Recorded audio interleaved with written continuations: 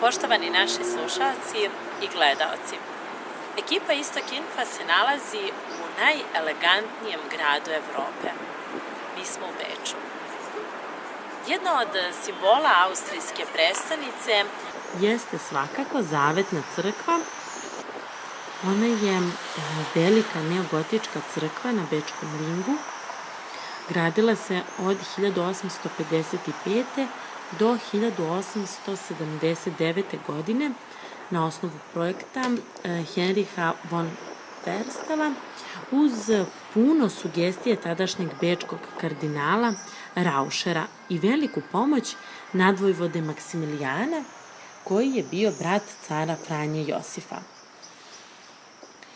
Povod za gradnju bio je neuspeli atentat na Franju Josipa, koji je pokušao izvesti mađarski nacionalist Janoš Libeni 18. februara 1853. godine.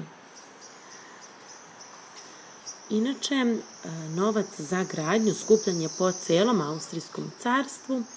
U tome se naročito angažovao Maksimilijan. Prvobitni plan je bio da se izgradi crkva za dvor, ali je sam car pred kraj gradnje 1862. godine odlučio da ona bude javna.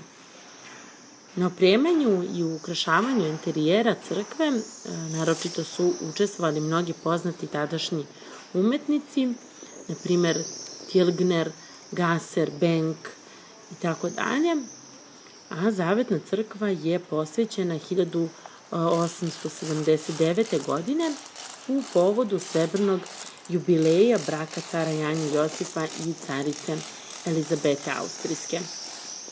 Kada su u pitanju dimenzije Zavetne crkve, dužina njena iznosi 85 metara, širina 55 metara, visina 99, a širina broda 30 metara.